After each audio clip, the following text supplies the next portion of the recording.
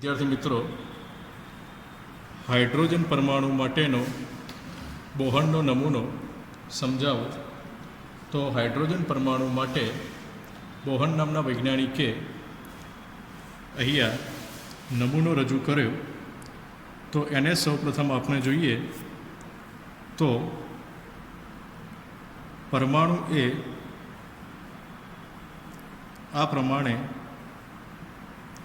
ગોળ હોય છે. પરમાણુમાં આ વચ્ચે પરમાણુનું કેન્દ્રથી આ પરમાણુની કક્ષા કહેવામાં આવે છે કે જ્યાં વર્તુળાકાર માર્ગે ઇલેક્ટ્રોન તે પરિભ્રમણ કરતો હોય છે. તો ત્યાં ઇલેક્ટ્રોન તે વર્તુળાકાર માર્ગે પરિભ્રમણ કરતો હોય છે અને આ કેન્દ્રથી આ ત્રિજ્યા એટલે કે કક્ષા સુધીનું જે અંતર એને ત્રિજ્યા આર વડે દર્શાવવામાં આવે છે. એને ત્રિજ્યા આર વડે દર્શાવવામાં આવે છે. તો આ પરમાણુનું કેન્દ્ર થયું. કેન્દ્રની આજુબાજુનો વર્તુળાકાર માર્ગ જેને કક્ષા તરીકે ઓળખવામાં આવે છે. આમ આ કક્ષા વર્તુળાકાર કક્ષામાં એટલે કે વર્તુળાકાર માર્ગ પર ઇલેક્ટ્રોન પરિભ્રમણ કરતા હોય છે. એટલે કે આ ઇલેક્ટ્રોન અને કેન્દ્રથી એ કક્ષા સુધીનું અંતર એને ત્રિજ્યા તરીકે ઓળખવામાં આવે છે. તો એ થઈ ત્રિજ્યા. એટલે કે આ આપણે દર્શાવ્યો હાઇડ્રોજન પરમાણુ માટે. આ હાઇડ્રોજન પરમાણુની આપણે અહીંયા વાત કરી. હવે હાઇડ્રોજન પરમાણુ માટે બોહરે જે અભિધારણાઓ આપેલી છે તે આપણે જોઈએ કે હાઇડ્રોજન પરમાણુ માટે બોહરની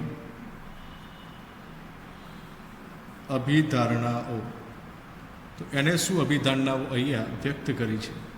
તો આપણે નંબર 1 પહેલી અભિધારણા આપણે જોઈશું કે દાખલા તરીકે આ જે કક્ષાની વાત કરી, આ જે કક્ષા તેને સ્થિર કક્ષા કહેવામાં આવે છે.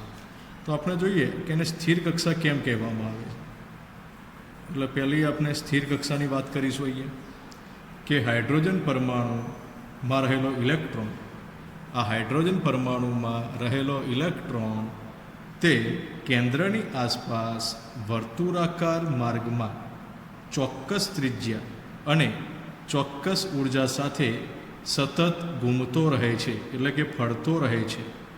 આ પથને એટલે કે આ રસ્તાને કક્ષા અથવા સ્થિર અવસ્થા ઉર્જા અવસ્થા કહેવામાં આવે છે. તો આ સ્થિર કક્ષા એટલે શું કે હાઇડ્રોજન પરમાણુ તે હાઇડ્રોજન પરમાણુમાં રહેલો ઇલેક્ટ્રોન કેન્દ્રની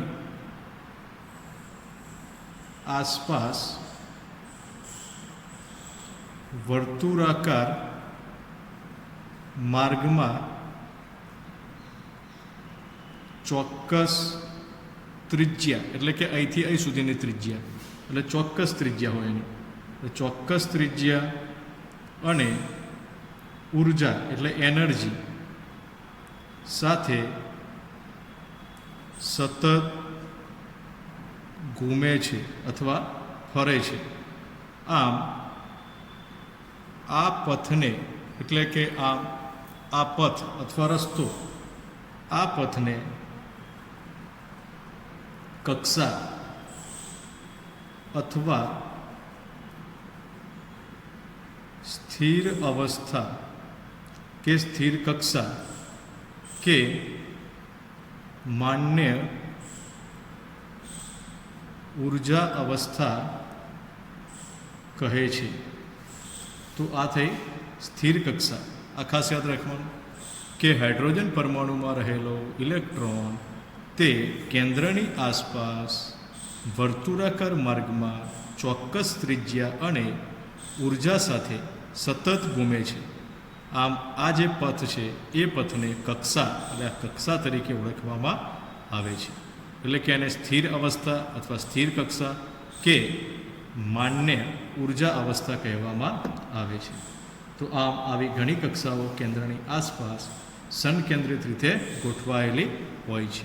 દાખલા તરીકે આપણે આને n=1 કક્ષા કહીએ, બીજી અહીંયા n=2 હોય, n=3 હોય, આમ વર્તુળાકાર માર્ગે એ પરિભ્રમણ કરતી જોવા મળે છે. એટલે કે કક્ષાઓ આપણને ત્યાં જોવા મળે છે. બીજું આપણે જોઈએ કે ઉર્જાનું અવશોષણ અને ઉત્સર્જન. કે ઉર્જાનું અવશોષણ અને ઉત્સર્જન એટલે શું? ઉર્જાનું અવશોષણ અને ઉત્સર્જન. આમ આપણે જોઈએ તો આ જે કક્ષા આપેલી છે તે કક્ષામાં ઇલેક્ટ્રોન સતત ફરતો હોવા છતાં પણ એ ગોળ ફરતો હોય છે, તેમ છતાં પણ તે સમય સાથે તેની ઉર્જા બદલાતી નથી. એટલે કે સમય સાથે એની ઉર્જા એ બદલાતી નથી. પરંતુ આપણે જોઈએ તો ઇલેક્ટ્રોન જ્યારે નીચલી સ્થિર કક્ષામાં હોય, એટલે નીચી અવસ્થા ધરાવતી કક્ષામાંથી જ્યારે તે ઉપલી, એટલે કે દાખલા તરીકે આને નીચલી કહેવામાં આવશે, આને ઉપલી કહીશું. આને દાખલા તરીકે આપણે E1 કહીએ, આને આપણે E2 કહીશું. એટલે કે આ નીચી અને આને કહીશું ઊંચી કક્ષા. એટલે કે જ્યારે તે નીચલી સ્થિર કક્ષામાંથી ઉપલી સ્થિર કક્ષામાં જાય છે, એટલે કે અહીંયાથી ઉપરની કક્ષામાં જાય છે, ત્યારે તે ઉર્જાનું ચોક્કસ જથ્થામાં અવશોષણ કરે છે. એટલે કે ઉર્જાનું એ શું કરે છે? hની જેટલી ઉર્જાનું એ શોષણ કરે છે.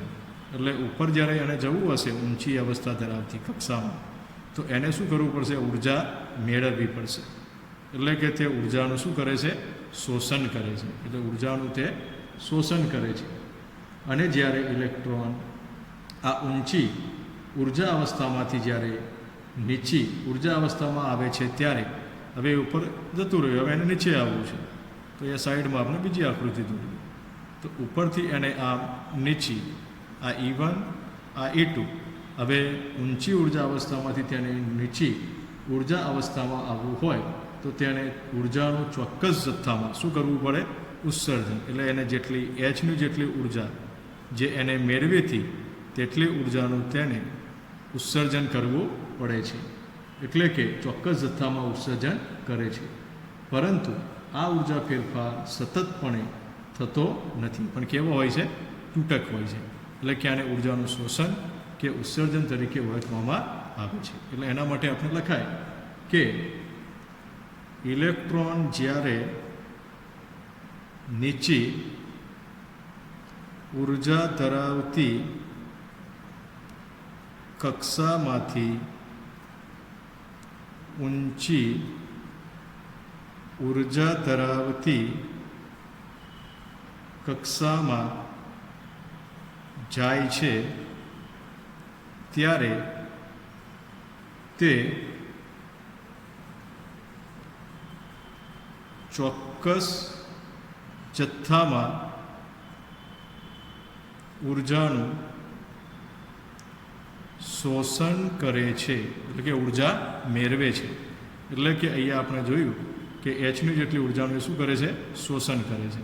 અને ઉર્જા મેળવીને તે નીચી અવસ્થા ધરાવતી કક્ષામાંથી ઊંચી અવસ્થા ધરાવતી કક્ષામાં જાય છે, અથવા ઊંચી ઉર્જા ધરાવતી કક્ષામાં જાય છે. પરંતુ તે ઊંચી ઉર્જા ધરાવતી કક્ષામાંથી નીચી ઉર્જા ધરાવતી કક્ષામાં પરત આવે ત્યારે તેને જેટલી ઉર્જાનું શોષણ કર્યું હોય તેટલી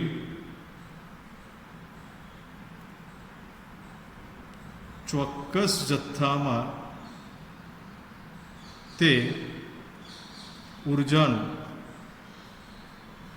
ઉત્સર્જન, હવે ઉત્સર્જન કરશે, એટલી ઉર્જા ગુમાવશે, એટલે તેટલી ઉર્જાનું તે ઉત્સર્જન કરે છે અને તે મૂળ અવસ્થામાં પાછું આવે છે. ત્યારબાદ આપણે જોઈએ ત્રીજો મુદ્દો કે બોહરનો આવૃત્તિ નિયમ.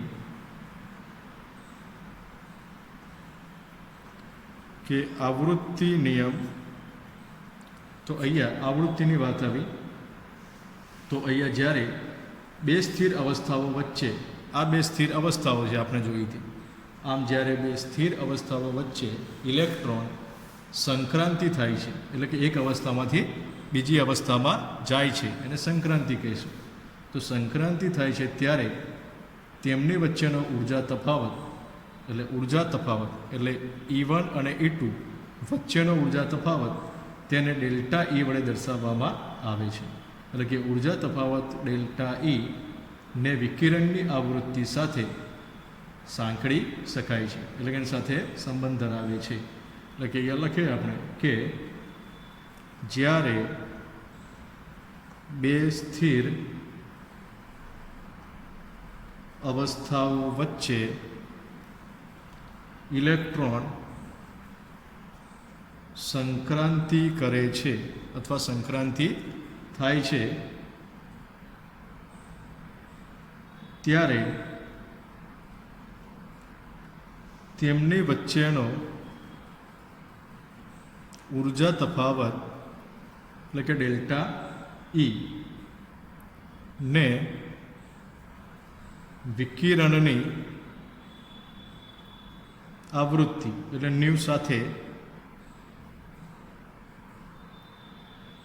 સાંકળી શકાય છે. એટલે કે એના માટે આપણે લખી શકાય કે ન્યૂ બરાબર ડેલ્ટા E અપોન H. સૂત્ર આપણું આગળ. હવે ડેલ્ટા E એટલે આપણે જાણીએ છીએ, એ સાઈડમાં લખીએ આપણે કે ડેલ્ટા E બરાબર E2 માઇનસ E1, ઊંચી અવસ્થામાંથી નીચી અવસ્થા, વધુમાંથી ઓછી, એટલે E2 minus E1. Delta E બરાબર લખાશે E2 માઇનસ E1. હવે એ કિંમત આપણે અહીંયા મૂકી દઈએ તો અહીંયા લખાય E2 minus E1 by H. તો જ્યાં આપણે જાણીએ છીએ કે E1 એટલે શું, E2 એટલે શું, H આપણે જાણીએ છીએ પ્લાન્ક અચળાંક. E1 એટલે કે નીચું ઉર્જા સ્તર, નીચું ઉર્જા સ્તર એટલે નીચી ઉર્જા અવસ્થા ધરાવતું સ્તર, અને E2 એટલે કે ઊંચું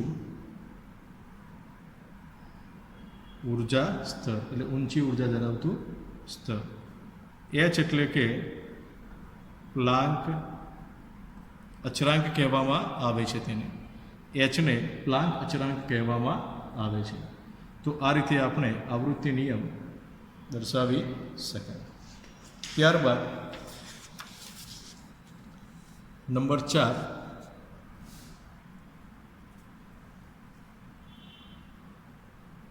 ઇલેક્ટ્રોનનું કોણીય વેગમાન. એ આપણે યાદ રાખવાનું કે ઇલેક્ટ્રોનનું કોણીય વેગમાન.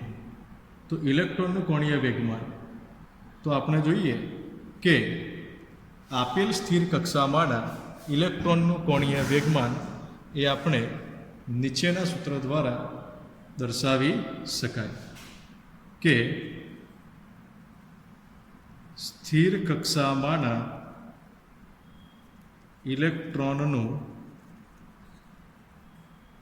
કોણીય વેગમાન તે આપણે નીચેના સૂત્ર દ્વારા દર્શાવી શકાય. તો ઇલેક્ટ્રોનનું કોણીય વેગમાન શોધવા માટેનું સૂત્ર છે mvr બરાબર nh અપોન 2π. આ યાદ રાખવાનું કોણીય વેગમાન માટેનું સૂત્ર કે mvr બરાબર m e પણ લખી શકીએ અથવા mvr બરાબર nh અપોન 2π. જે આપણે જાણીએ છીએ કે સ્મોલ n બરાબર આ સ્મોલ n એટલે કે ધન પૂર્ણાંક સંખ્યા, ધન પૂર્ણાંક સંખ્યા. હવે ધન પૂર્ણાંક સંખ્યા કઈ, તો વિદ્યાર્થી મિત્રો 1 2 3 4 ઇન્ફિનિટી, આ બધી ધન જે આવતી હોય તે કિંમત. m બરાબર આ જે m આપેલો છે અથવા એને me પણ લખાય, તો me બરાબર ઇલેક્ટ્રોનનું દર. ઇલેક્ટ્રોનનો દર. ત્યાર પછી આ વી, તો વી બરાબર તેને કહેવાશે ઇલેક્ટ્રોનનો વેગ અથવા ગતિ. ઇલેક્ટ્રોનનો વેગ અથવા ઇલેક્ટ્રોનની ગતિ. ત્યારબાદ આ આર આવે છે. તો આર એટલે શું? તો આર એટલે ત્રિજ્યા. કક્ષા જે આપેલી છે તે કક્ષાની ત્રિજ્યા, તેને આર વડે દર્શાવવામાં આવે છે. એચ એ આપણે જાણીએ છીએ પ્લાન્ક અચળાંક. પાઈ પણ આપણે જાણીએ છીએ, એની કિંમત 3.14 એ આપણે જાણીએ છીએ. આમ ઇલેક્ટ્રોન આપણે જોઈએ તો આમ ઇલેક્ટ્રોન એવી જ કક્ષાઓમાં ભ્રમણ કરશે અથવા ઘૂમશે કે જેમાં તેમના અથવા તેમનો કોણીય વેગમાન h/2πના કોણીય વેગમાન h/2πના પૂર્ણ ગુણકમાં હોય. એટલે કે આપણે જોઈએ કે એનો કોણીય વેગમાન mvr એ h/2π, આજે આપણે બતાવ્યું કે h/2π કે જેમાં તેનો કોણીય વેગમાન h/2πના પૂર્ણ ગુણકમાં હોય. એટલે n બરાબર ધન પૂર્ણાંક સંખ્યા, એટલે પૂર્ણ ગુણકમાં હોય. આવી કક્ષાઓને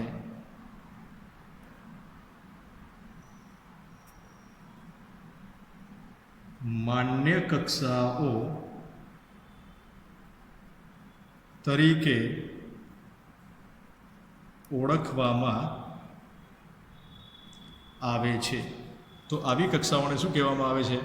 તો માન્ય કક્ષાઓ. ફરીથી જોઈએ કે ઇલેક્ટ્રોનનું કોણીય વેગમાન, સ્થિર કક્ષામાંના ઇલેક્ટ્રોનનું કોણીય વેગમાન એ આપણે નીચેના સૂત્ર દ્વારા સમજી શકાય. mvr બરાબર nh/2π, જ્યાં n ધન પૂર્ણાંક સંખ્યા 1, 2, 3, me ઇલેક્ટ્રોનનું દર, v ઇલેક્ટ્રોનનો વેગ અથવા ગતિ, r કક્ષાની ત્રિજ્યા. આમ આ જે અહીંયા લખ્યું છે એ પરીક્ષામાં પણ તે જ પ્રમાણે લખવાનું.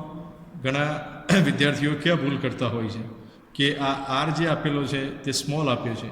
હવે ઘણા કેપિટલ કરે, કેપિટલ આર ખોટો પડે, એ લખાય નહીં. એમ તો સ્મોલ જ લખાશે. એ પ્રમાણે એન તો એન પણ સ્મોલ, એચ પણ સ્મોલ. હવે તમે કેપિટલ એન અને એચ કરો તો બદલાઈ જાય. જો આ એન છે એ સ્મોલ છે, ધન પૂર્ણાંક સંખ્યા. કેપિટલ એન કરશો તો એને એવોગેડ્રો આંક કહેવાશે, એટલે અર્થ બદલાઈ જશે, એટલે કે એ દર્શાવી શકાય નહીં. એટલે ખાસ ધ્યાન રાખવાનું. આમ ઇલેક્ટ્રોન એવી જ કક્ષાઓમાં ભ્રમણ કરશે કે જેમાં તેમનો કોણીય વેગમાન તે h/2πના પૂર્ણ ગુણકમાં હોય. તો આમ આવી કક્ષાઓને માન્ય કક્ષાઓ તરીકે ઓળખવામાં આવે છે. આ ખાસ યાદ રાખવાનું. તો આ રીતે આપણે ઇલેક્ટ્રોનનું કોણીય વેગમાન એ આપણે નક્કી કરી શકાય. તો આ 4 મુદ્દાઓ એ ખાસ આપણે ધ્યાન રાખવાના છે. ત્યાર પછી આપણે જોઈએ તો આ જે કક્ષાઓ છે એ માન્ય કક્ષાઓ છે, બરાબર. હવે આ જે હાઇડ્રોજન પરમાણુ માટે બોહરે જે નમૂનો આપ્યો એની આપણે ફલશ્રુતિ જોઈએ કે આ નમૂનાની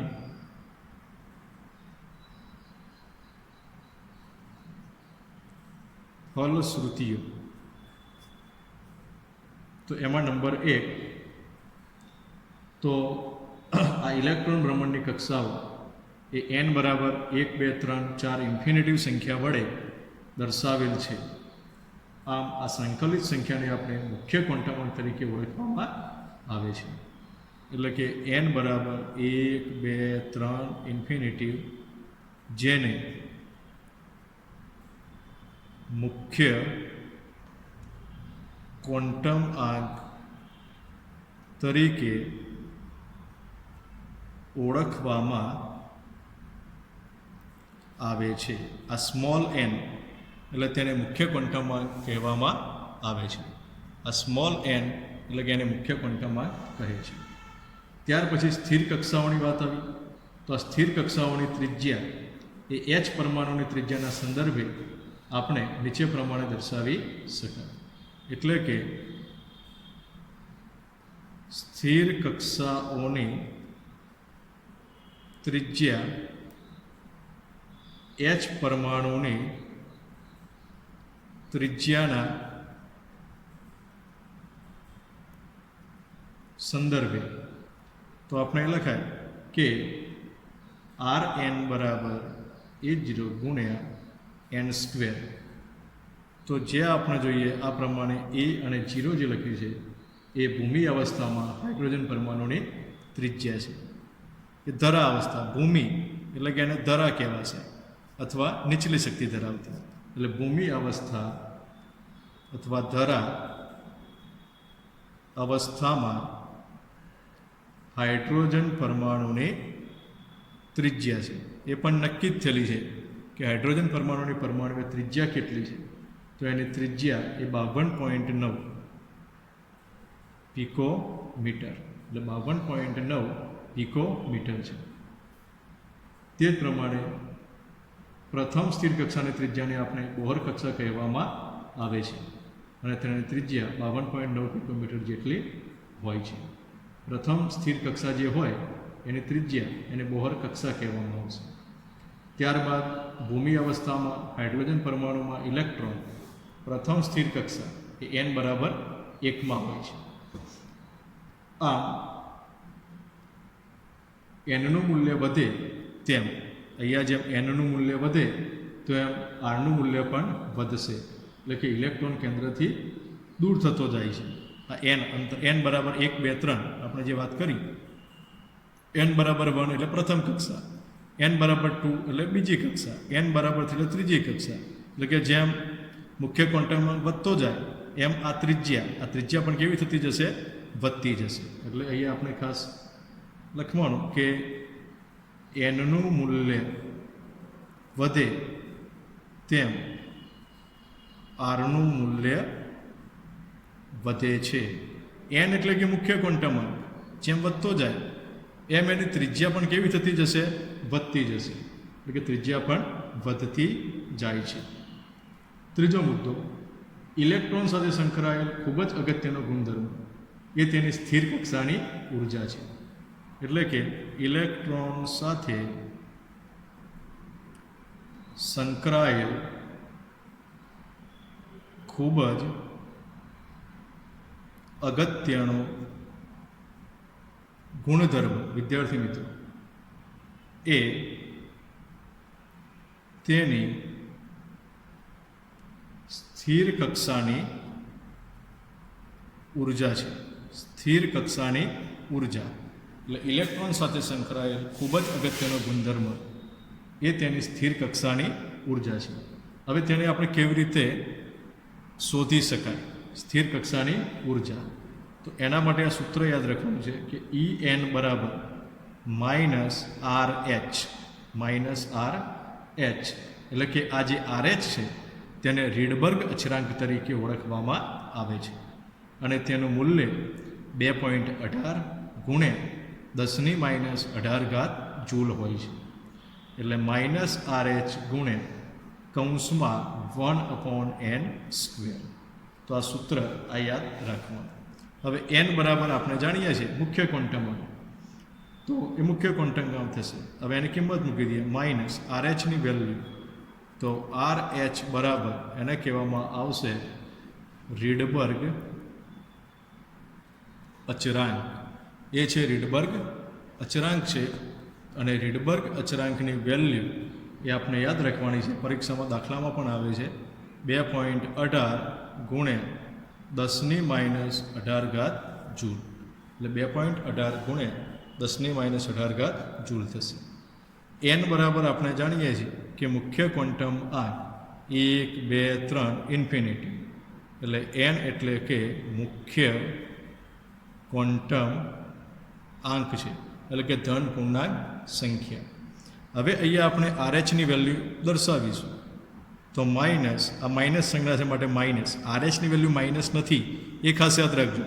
ઘણા શું થાય કે એ કિંમત મૂકી દઈએ એટલે RH એટલે આ માઇનસમાં જ ગણતા હોય. આ માઇનસ તો સૂત્ર માટે બતાવ્યું છે. એટલે -2.18 ગુણ્યા 10⁻18 અને ગુણ્યા 1/n². અને આનો એકમ શું છે? જૂલ. તો અહીંયા લખાશે જૂલ અથવા જે, એ રીતે દર્શાવવામાં આવે છે. હવે આપણે અહીંયા હાઇડ્રોજન પરમાણુ માટે આપણે ભૂમિ અવસ્થા માટે, એટલે કે હાઇડ્રોજન પરમાણુની ભૂમિ અવસ્થા, તો ભૂમિ અવસ્થાની ઉર્જા, એટલે કે ભૂમિ અવસ્થામાં ઇલેક્ટ્રોનની ઉર્જા, તો હાઇડ્રોજન પરમાણુની ભૂમિ અવસ્થામાં ઇલેક્ટ્રોનની ઉર્જા એ આપણે આ પ્રમાણે ગણી શકાય. n બરાબર હવે શું આવશે? 1.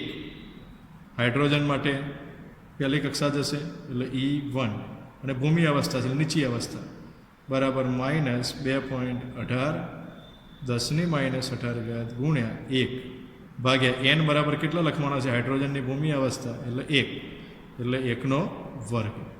અહીંયા લખાશે 1નો વર્ગ બરાબર 1નો વર્ગ બરાબર. હવે આનું સાદુરૂપ તમે આપી દો. 1નો વર્ગ એટલે 1 જ થવાનું, એટલે 1 જતું રહેશે, એટલે કિંમત આની આ જ રહેશે. એટલે -2.18 ગુણ્યા 10⁻18 જૂલ આવશે. તો આ થયું હાઇડ્રોજન પરમાણુ માટે આપણે એની ધરા અવસ્થાની, એટલે n બરાબર 1 માટે થયું. હવે તેવી જ રીતે આપણે n બરાબર 2, એટલે કે પ્રથમ ઉત્તેજિત અવસ્થા, એટલે કે n બરાબર 2 અવસ્થા માટે, તો અવસ્થા માટે ઇલેક્ટ્રોનની ઉર્જા, તો એના માટે લખાશે E2. હવે શું લખાશે?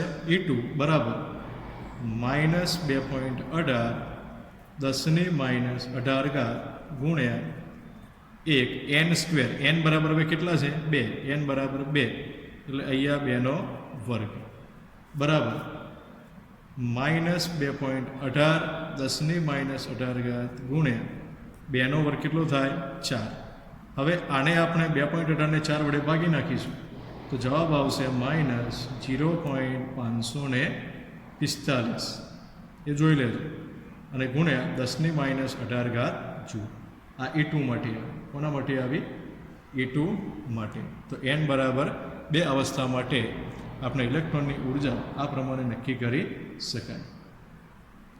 ત્યાર પછી નંબર 3, આ હાઇડ્રોજન પરમાણુને દાખલા તરીકે સમ ઇલેક્ટ્રોનીય આયનોની ઉર્જા આપણે જાણવી છે. તો હાઇડ્રોજન પરમાણુને સમ ઇલેક્ટ્રોનની આયનોની ઉર્જા, એટલે કે હાઇડ્રોજન પરમાણુની સાથે એના જેવા સમ ઇલેક્ટ્રોન, એટલે કે હાઇડ્રોજનમાં તમે જુઓ તો કેટલા ઇલેક્ટ્રોન આવેલા છે? 1 ઇલેક્ટ્રોન. તો એવા બીજા જે આયનો હોય એમાં પણ જેમાં 1 ઇલેક્ટ્રોન આવેલો હોય તો એના માટેની ઉર્જા શું થાય? તો આપણે જાણીએ છીએ કે હાઇડ્રોજન પરમાણુ માટે તેની ઇલેક્ટ્રોનીય રચના તે 1s1 છે. હવે જે આયનો 1s1 ઇલેક્ટ્રોન રચના ધરાવતા હોય તેના માટે આપણે આ લાગુ પાડી શકાય. દાખલા તરીકે આપણે જોઈએ તેવા કયા તત્વો? તો હિલિયમની વાત કરીએ. હિલિયમમાં કેટલા ઇલેક્ટ્રોન છે?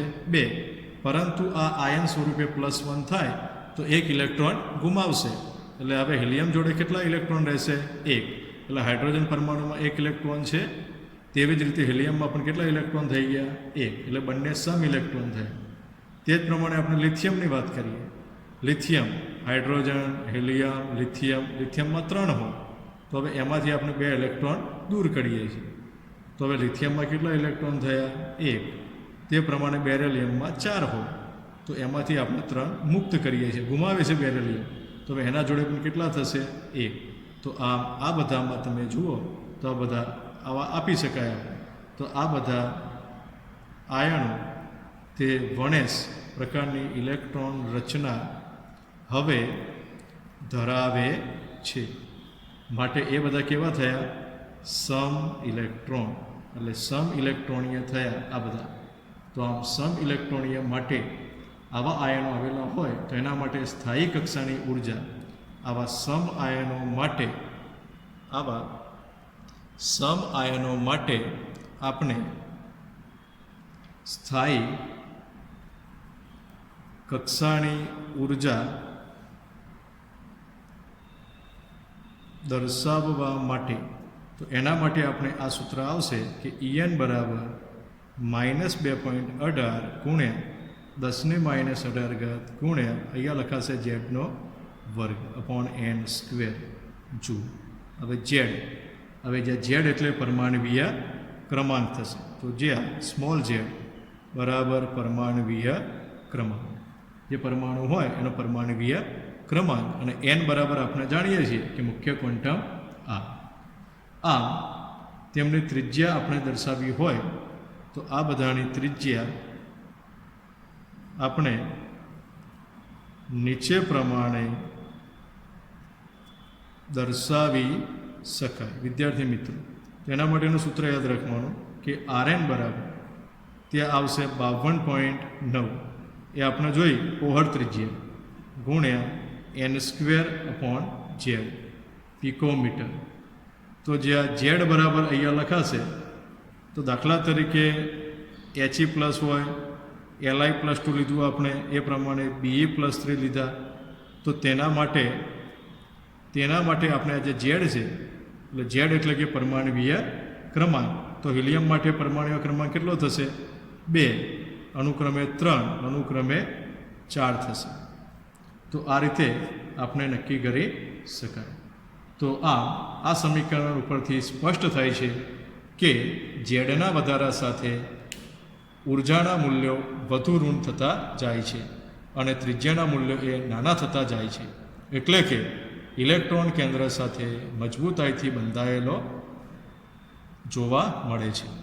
તો આ પ્રમાણે આપણે સમજાવી